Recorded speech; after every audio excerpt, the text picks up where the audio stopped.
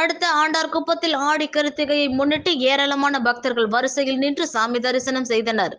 திருவள்ளூர் மாவட்டம் பொன்னேரி அடுத்த ஆண்டார்குப்பத்தில் அமைந்துள்ள அருள்மிகு ஸ்ரீ பாலசுப்பிரமணிய சுவாமிகள் அமைந்துள்ளது.